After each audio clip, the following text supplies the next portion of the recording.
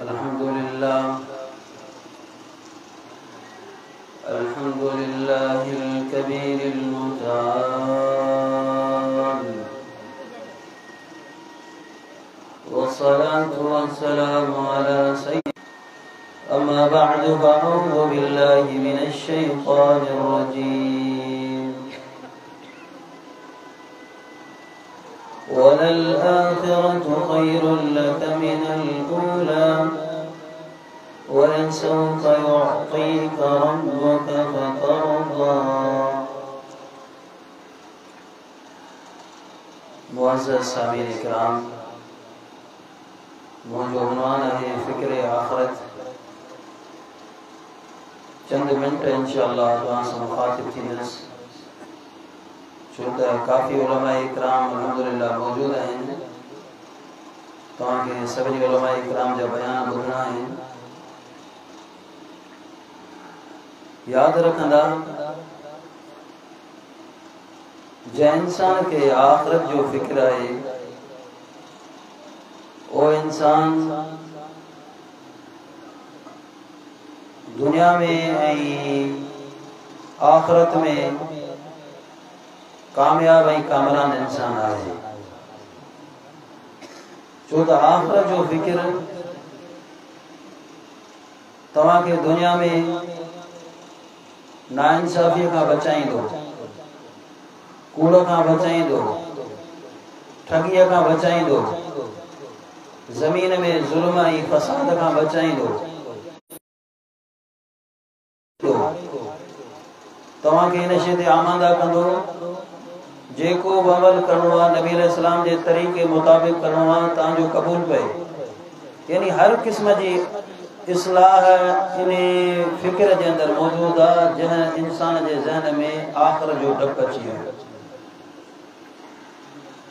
आख़िरत जो फ़िक्र का मामूली ॻाल्हि कोन्हे दोस्तो। उहो ॾींहुं आहे जंहिं ॾींहुं अल्लाह ताला सभिनी इंसाननि खे गॾु कंदो। सब जा सब इंसान अल्लाह रब्बुल आलमीन जे साम्हूं पेश थींदा। आदम अलैहिस्सलाम खां वठी आख़िरी इंसान ताईं। युहशरु अन्नासु यौमल क़ियामति हुफ़ातन उरातन गुरलन बुहमा। इन हालत में ईंदा कंहिंजे पेर में जुती कोन हूंदी, कंहिंजे बि जिस्म ते लिबास न हूंदो, लिबास खां आजा, कंहिंजी टोर थियल न हूंदी। टिड़ियल पखड़ियल पतंगन वांगे अल्लाह जे साम्हूं पहुचंदा। पर मामूली ॻाल्हि कोन्हे दोस्तो। रब्बुल आलमीन जे साम्हूं पहुचण खां पोइ ऐलान थींदो वक़िफ़ूहुम इन्नहुम मस्ऊलून। मलाइका अॼु हिननि सभिनी खे बीहारियो ऐं अल्लाह हिननि सां अॼु ॻाल्हि ॿोल कंदुसि, हिननि खां सवाल जवाब कंदुसि। दोस्तो गौर फ़िक्र कंदा हलो। रब्बुल आलमीन असां खां सवाल कंदो ऐं असीं जवाब ॾींदासीं। अल्लाह रब्बुल आलमीन खे जवाब ॾियण का मामूली ॻाल्हि आहे। मा मिनकुम मिन अहदिन इल्ला सयुकल्लिमुहु रब्बुहु लैस बैनहु व बैनहु तर्जुमान। इन अंदाज़ में अल्लाह ॻाल्हाईंदो जो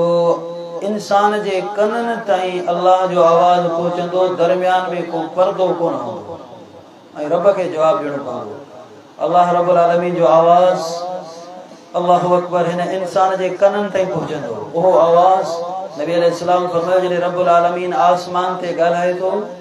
ज़रबतिल मलाइकतु अजनिहतहा ख़ुज़आन लिक़ौलिह। अल्लाह ताला जे आवाज़ जे खे ॿुधण खां पोइ अल्लाह जा मलाइका पंहिंजूं फड़कियूं पंहिंजा पर पंहिंजे जिस्म सां आणनि था। बाज़ रिवायतुनि में आहे बेहोश थी किरी पवनि था। उहो ख़तरनाक आवाज़ इंसान जे साम्हूं पहुचंदो। ज़िंदगीअ जे लम्हे लम्हे जो हिसाब ॾियणो आहे, पैसे पैसे पाई पाई जो हिसाब ॾियणो आहे। उहा अदालत आहे अल्लाहु अकबर जंहिं ॾींहुं अल्लाह जा नबी अब ॾिनल हूंदा। सही बुखारी वग़ैरह हदीस मौजूद आहे। नबी अलैहिस्सलाम फरमायो जॾहिं इंसान अल्लाह जे साम्हूं गॾु थींदा, रब्बुल आलमीन जे साम्हूं इंसान पहुतल आहिनि, अल्लाह साईं हिसाब किताब शुरू न पियो करे।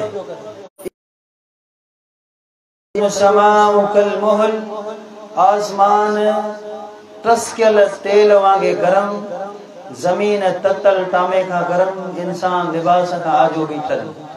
पघर में गोताबो कहे अल्लाह हिसाब कोन करे इंदा आदम अलैहिस्सलाम अची करे गुजारिश कंदा इल्तिमास कंदा आदम तू असांजो बाबा आई अल्लाह जे सामू सिफारिश कर अल्लाह हिसाब किताब शुरू करे अल्लाहु अकबर आदम अलैहिस्सलाम छावरानी दा फरमाइंदा गज़िबल यौम रब्बी गज़बा दुनिया जा इंसान अज अल्लाह के एडी तकावड़ा अल्लाह एडो तो नाराज आ अल्लाह जे सामू कोथो भलाई सका इज़हबू इला नूह दुनिया जा इंसान वने हजरत नूह अलैहिस्सलाम वन पर फरमाई सब जा सब इंसान हजरत नूह अलैहिस्सलाम वन रिवायत डिगिया मुख्तसरन बयान दो क्या नूह अलैहिस्सलाम को सागियो जवाब दी अज अल्लाह के तमाम घड़ी कावड़ा आऊं को तो गलाए सका वणो ता हजरत इब्राहिम अलैहिस्सलाम ता अंदाजो करो वतखज़ अल्लाहु इब्राहिम खलीला जंहिंजे खुल्लत ऐं मोहब्बत जो तस्करो कुरान में आ पर फरमाइंदा दुनिया जा इंसानो अज रब सख्त गावड़ में आ ऐं अल्लाह जे साम्हूं को तो गलाए सका इज़हबू इला मूसा वणो ता हजरत मूसा अलैहिस्सलाम वटि पर फरमाई सब जा सब इंसान मूं वटि मूसा अलैहिस्सलाम वटि ईंदा मूसा अलैहिस्सलाम को सागियो जवाब ॾींदा अल्लाह के तमाम घड़ी कावड़ा अल्लाह जे साम्हूं आऊं को तो गलाए सका इज़हबू इला ईसा वणो हजरत ईसा अलैहिस्सलाम वटि ईसा अलैहिस्सलाम वराणीदा अज अल्लाह के एडी तकावड़ा अल्लाह सख्त नाराज़ आ रब्बुल आलमीन अल्लाह जे साम्हूं हर्फ न तो गलाए सका इज़हबू इला मुहम्मद अब्दिन गफ़रल्लाहु लहू मा तक़द्दम मिन ज़ंबिही व मा तअख़र दुनिया जा इंसान वणो हजरत मुहम्मद रसूलुल्लाह सल्लल्लाहु अलैहि वसल्लम वा शख्स जंहिंखे अल्लाह ताला कमिन कोताहिन गुनाहन खां मासूम बनाए छॾियो आ पर में सब जा सब इंसान मूं वटि ईंदा त अंदाज़ो करो अल्लाह जा नबी कोन पिया ॻाल्हाए सघनि सब जा सब नबी चवनि पिया नफ़्सी नफ़्सी असांखे जे पंहिंजी जान जो ख़तरो आहे असीं अल्लाह जे साम्हूं कोन था ॻाल्हाए सघूं त अंदाज़ो करो अॼु जेके ही हल्का फुल्का पीर फ़कीर जेके पंहिंजे पाण खे अलाए छा था सॾाइनि माण्हुनि खे चवंदा बाबा जीअं वणेव तीअं कयो क़यामत ॾींहुं असीं छॾाईंदासीं कूड़ा आहिनि ठग आहिनि दीन जा दुश्मन आहिनि अल्लाह रब्बुल आलमीन जी ज़ात खे इन्हनि सुञातो ई कोन्हे ये अल्लाह जे नबी आहिनि वली आहिनि तव्हां अंदाज़ो कयो हिन जी ज़मानत विलायत क़ुरान में मौजूद आहे जन्नती इंसान हुन जे बावजूद अल्लाह जे साम्हूं कोन पिया ॻाल्हाए सघनि पाण फरमाईंदा सब जा सब इंसान मूं वटि ईंदा अल्लाहु अकबर अची करे चवंदा आहिनि जे साम्हूं सिफारिश कयो अल्लाह हिसाब किताब शुरू करे पाण फरमाईंदा जॾहिं सब जा सब इंसान मोला पहुचंदा ऐं चवंदुमि अन लहा जी हाँ अॼु रब्बुल आलमीन जे साम्हूं सिफारिश जी मूंखे इजाज़त मिलियल आहे और रब्बुल आलमीन जे साम्हूं पहुची वेंदुसि अल्लाह जी अदालत में हाज़िर थींदुसि ईअं कोन्हे जो अल्लाह जे साम्हूं पहुची फौरन ॻाल्हाइण शुरू थी वञनि अल्लाहु अकबर फरमाईंदा पहुची वेंदुसि फखररतु लिल्लाहि साजिदा रब्बुल आलमीन जे साम्हूं सजदे में किरी पवंदुसि सजदो डिगो थी पवंदो अल्लाह जी उहा वाखाण ऐं तारीफ़ बयान कंदुसि जेका हींअर मूंखे कोन थी अचे चयो वेंदो या मुहम्मद इरफा राइसक रब्बुल आलमीन के महबूब जे मथां रहम अची वेंदो चयो वेंदो महबूब हाणे पंहिंजे चेहरे खे मथे कयो घुरो छा खपे पाण फरमाईंदा उन खां पोइ अल्लाह जे साम्हूं ॻाल्हाईंदुसि अल्लाह हिसाब किताब शुरू कर पर मुंहिंजी उम्मत जो ख़्यालु कर त हीअ आख़िरत जो ॾियारो तव्हां अंदाज़ो कयो तसवुर कयो त असांखे उन आख़िरत जे ॾियारे जी हिन दुनिया जी मुख़्तसर ज़िंदगी में तयारी करणी आहे दुनिया जी ज़िंदगी कुझु बि कोन्हे दोस्तो 50 साल 70 साल 80 साल 90 साल ख़लास ख़तम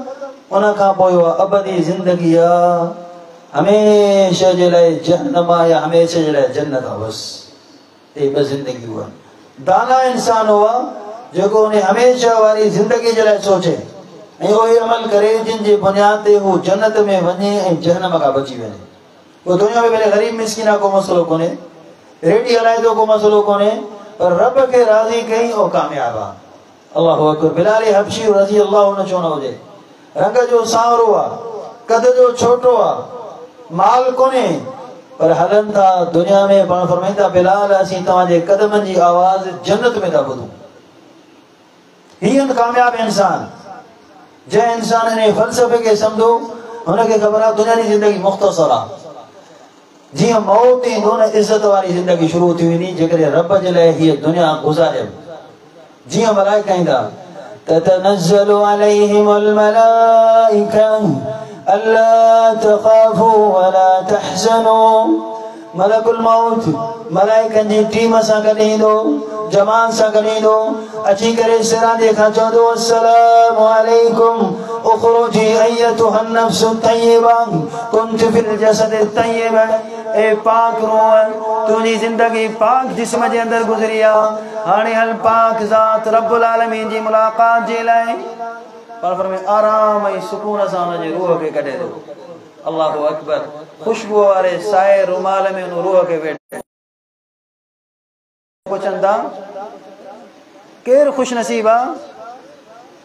जंहिंजी खुशबू सां पूरो आसमान भरिजी वियो आहे ॿुधायो वेंदो ही फलाणो फलाणे जो पुटु अल्लाहु अकबर आसमाननि ते हुन जा तज़किरा 7 आसमान क्रॉस करे रब्बुल आलमीन जी मुलाक़ात जे लाइ पहुचंदो केॾो वॾो एज़ाज़ आहे केॾो वॾो शरफ़ आहे उन माण्हू जे लाइ जेको मुख़्तसर ज़िंदगी रब जे लाइ क़ुर्बान थो करे तव्हां अंदाज़ो कयो बसि अल्लाह बदिलो तव्हांखे छा पियो ॾे 50-70 साल दुखिया सुखिया गुज़री वेंदा उन जे लाइ न सोचो तव्हां हमेशह वारी ज़िंदगी जे लाइ सोचो अल्लाहु अकबर पोयां हू रब जी ज़ात सां हुन जो रूह मुलाक़ात कंदो ऐलान थींदो फदख़ुली फी इबादी वदख़ुली जन्नती जन्नत में वञ रूह खे इन किताब अल अबरार लफ़ी इलीन में हली वेंदो हुन जो रूह नेकोकार जो पोयां हुन जी लाश खे खटोले ते खयो वेंदो अल्लाहु अकबर मिटीअ माउ जे हवाले कयो वेंदो जीअं मिट माइट दफ़नाए वापसि वञंदा न अल्लाहु अकबर छा ज़िंदगी हाणे शुरू आहे अल्लाह जा मलाइका ईंदा खूबसूरत शक्ल में सवाल कंदा रब केर नबी केर दीन छा चवंदो रब अल्लाह नबी मोहम्मद सल्लल्लाहु अलैहि वसल्लम दीन इस्लाम सवालनि जा जवाब ॾेई बस कंदो न नबी अलैहि सलाम फरमायो मुसलत लहू व सलातिल असर उनके महसूस थींदो त बिचीअ जे नमाज़ जो टाइम कब्र में हूंदा नज़र कोन ईंदी विचीअ जे नमाज़ जो टाइम मलाइकनि खे चवंदो तवनी उसल्ली मलाइको छॾियो त नमाज़ पढ़ी वठो मलाइको वराणींदा भला इंसान हींअर तूं कब्र जे अंदर अॼु खां पोइ बदलनि जी ज़िंदगी शुरू आहे अमल ख़तम अमल जेके दुनिया में कया सोते कया हाणे ख़त्म हाणे बदलनि जी ज़िंदगी आहे सुभान अल्लाह छा ही अज़ीम इंसान जेके दुनिया में नमाज़ जो ख्याल रब जी बंदगी कंदो आहे नमाज़ या कब्र में भी नूर आहे माना उनके विचीअ जे नमाज़ जो टाइम सिजल ते वारो टाइम कब्र में महसूस थींदो तव्हां अंदाज़ो कयो छो दुनिया में नमाज़ जो फिक्र न पाण फरमायो सलात नूर नमाज़ नूर आहे इहा नूर आहे दुनिया में नूर कब्र में भी नूर आहे हशर में भी ही अज़वा चमकंदा उज़वा नूर हूंदो कुल सिरात जे मथां इन नूर जी मदद सां इंसान गुज़रंदो अल्लाहु अकबर बाक़ी जंहिंखे दुनिया में नमाज़ जो फिक्र कोन्हे त उहो कब्र में कहिड़ो फिक्र हूंदो दुनिया में जे अल्लाह जो सॾु ॿुधो न हुनखे ख़बर ई कोन्हे केरु थो सॾे तव्हां अंदाज़ो कयो जॾहिं मौज़िन सॾींदो आहे त कंहिंजो नालो वठंदो आहे अल्लाहु अकबर दुनिया जा इंसान अल्लाहु अकबर तुंहिंजो वॾो अल्लाह आया अल्लाहु अकबर तुंहिंजो ख़ालिक़ अल्लाहु अकबर तुंहिंजो सलाती हय्या अलल फलाह दुनिया जा इंसान कामयाबी तोने तिजारत में कोने औताक में कोने कचरी में कोने गनी बारे में कोने कामयाबी हिन में आ रहमान जे सामूं पेशानी ज़मीन ते रख ऐलान कर सुभान रब्बी अला मौला तू आला तू बुलंदा तू जो गुलाम तू जो नौकर अल्लाह जो कसम आहे कि रब जो तारुफ होंदो न इने बांग जी माना ईंदी न हो इने बांग ॿुधण खां पोइ अल्लाह जे घर में हाज़िर थियण खां पोइ न रुकजो बाक़ी जेके तारुफ ई कोन्हे दुनिया में कोन्हे त पोइ आख़िरत में कहिड़ो रब जो तारुफ हूंदो कब्र में बहरहाल भलारो सवालनि जा जवाब ॾींदो मलाइकनि खे चवंदो त हाणे निमाज़ पढ़ा भला कि न निमाज़ न हाणे अमल ख़तम हाणे बदलनि जी ज़िंदगी शुरू आहे मलाइका मोकिलाईंदा न हाणे कब्र में अकेलो थिए न अल्लाहु अकबर छा थी मलाइका जी वापस वञनि था न रब्बुल आलमीन मुखातिब थींदो छा ऐलान थींदो मलाइको अफरिशू लहू बिफराशिन मिनल जन्ना मलाइको जल्दी कयो मुंहिंजो बानो ज़मीन ते आरामिया मुंहिंजे बाने जे लाइ जन्नत जो कालीन बिस्तरो विछायो वफ्तहू लहू बाबन मिनल जन्ना वअल्बिसूहु मिनल जन्ना मलाइको मुंहिंजो बानो कफन जे अणसिबियल कपड़े में मलबूस आहे जल्दी कयो जन्नत जो लिबास मुंहिंजे बाने खे पारायो ए मलाइको मुंहिंजो बानो सोड़ी कब्र जे अंदर मौजूद आहे वफ्तहू लहू बाबन मिनल जन्ना सारे पासे खां जन्नत जी दरी खोलियो ऐलान थींदो कब्र एतिरी कुशादी थी जेतिरी बाने जी निकाह दूर थी वञे हाणे जन्नती कालीन ते सुम्ही चुको आहे सारे पासे खां जन्नत जी दरी खुली वई आहे जन्नत जी हवा थी अचे जन्नत जा मेवा था अचनि पंहिंजो घर तो जन्नत में ॾिसे दुआ तो करे या रब अक़विसा परवरदिगार जल्दी क़यामत क़ाइम कर त पंहिंजे घर जन्नत में दाख़िल थी वञा ही केर इंसान जेके 50-70 साल रब जे लाइ कुर्बान था कनि दुनिया में छा आहिनि फ़क़ीरनि हक़ीरनि बुकुनि ते उन्हनि ते को मसलो कोन्हे पर उन्हनि खे रब यादि आहे आख़िरत यादि आहे अल्लाह जो फिक्र आहे आख़िरकार क़ब्र जी ज़िंदगी ख़त्म थी लिखो न आहे मुख़्तसर क़ब्र जी ज़िंदगी दीनदार इंसान जेके अल्लाह जे लाइ ज़िंदगी कुर्बान कंदा न अल्लाहु अकबर उन्हनि जे बारे में मुख़्तसर ॻाल्हि थी हले क़ब्र जी ज़िंदगी ख़त्म थींदी अल्लाह जे साम्हूं हशर जे मैदान में ईंदा ऐं कहिड़ी हालत में ईंदा तव्हांखे ख़बर आहे ख़ासि तौर ते 5 वक़्त जो निमाज़ी इंसान पाण में जेको इशा नमाज जमात सां तो पढ़े फकहनमा क़ाम निस्फ़ल अधु रात ऐलान थींदो आहे बाने जे लाइ निमाज़ लिखो वरी फजर पढ़ी पूरी रात ॾींहं जो 3 निमाज़ूं होया जो शख्स हज कंदे नबी अलैहिस्सलाम सां गॾु वफ़ात करे तो कंद वॼी पियो पाण में क़यामत जे ॾींहुं ही तलबिया पढ़ंदे ईंदो अल्लाह जे साम्हूं ये नमाज़ी कब्र में जॾहिं पहुचंदो न अल्लाहु अकबर सजदा कंदो ईंदो रुकू कंदो ईंदो सुभान रब्बियल आला सुभान रब्बियल अज़ीम अल्हम्दुलिल्लाह रब्बिल आलमीन कुरान पढ़ंदो ईंदो ऐलान थींदो यौम युदऊन इला सुजूद नमाज़ी इंसान दीनदार अॼु रब्बुल आलमीन जे साम्हूं आख़िरी ज़िंदगी जो सजदो कर अल्लाहु अकबर ज़िंदगी जो आख़िरी सजदो कर सजदो करे बस कंदो ऐलान थींदो हाणे तुंहिंजे लाइ जन्नत जा दरवाज़ा खुलिया पिया आहिनि दुनिया में जॾहिं तो वुज़ू कयो न ऐं तो पढ़ियो अशहदु अल्ला इलाहा इल्लल्लाह वहदहु ला शरीक लह व अशहदु अन्न मुहम्मदन अब्दुहु व रसूलुहु ओड़ी महिल मूं रब ऐलान कयो फुतिहत लहू अबवाबुल जन्नति समानिया मलाइको क़यामत जे ॾींहुं जॾहिं इंसान पहुचे जन्नत जा 8 ई दरवाज़ा हिन जे लाइ खोले छॾिजो हाणे अचे तो दुनिया जो हिम्मत हारियल इंसान तकलीफन में जिंदगी गुजारण वारो भुखन में जिंदगी गुजारण वारो रहमान जे खातिर सदमा सूर सहण वारो पंहिंजे घर जन्नत दे नजर थी पे छा जन्नत अल्लाहु अकबर लबीनतु मिन ज़हब नजर करे एक सोन जी सिर्रा एक चांदी जी सिर्रा मलातु हल मिस्को विच में मुश्क जो गारो लगला फीहिमा फाकिहतु व नखलु व रुम्मान नजर करे खजूरन जा बाग अंगूरन जा बाग डाड़ुन जा बाग तलहिम मंजूद केलन जा तहमत बाग मुदहामतन चीच सावा जवाता अफनान तारी तारी जेवे जो कुतुफहा दानिया जिनजा मेवा झुकेल ला मक़तूअति वला ममनुआ 24 कलाक हर टाइम में वो दस्तयाब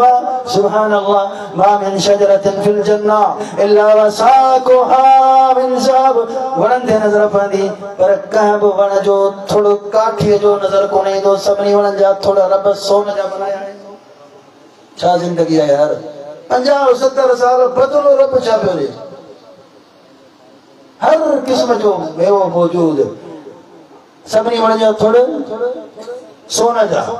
जन्नत मिन ज़हब हर शे सोन जी आनियतो माफीमा थां ठिकर भी सोन जो आ कंगी भी सोन जी आ जुती भी सोन जी आ जे घोड़े ते सवार थी रमंदो न सैर कंदो न जहाज जी रमंदो न जा पर भी सोन जा आहिनि तसव्वुर कयो अंदर चाहे अल्लाह ही बोले तव्हांखे बदलो 50 घट में 5 वक्त नमाज 2 कलाक टाइम तो लगे 1.5 कलाक 22 कलाक तो जाए भले दुनिया कमा, भले तू दुनिया कमा, अल्लाह ई मना को तो करे, पर घट में घट अल्लाह जा जेके हक है न बुनियादी उन जो ख्याल कयो। तो बहरहाल मुख्तसरन मौजू लिखो गाल के खत्म लगे 2 मिनट में। काफी उलमा मौजूद हैं बिफज़लिल्लाह ताला। सुभान अल्लाह। सोने जा बाग, चांदी जा बाग अंदर चाहे नजर कंदो,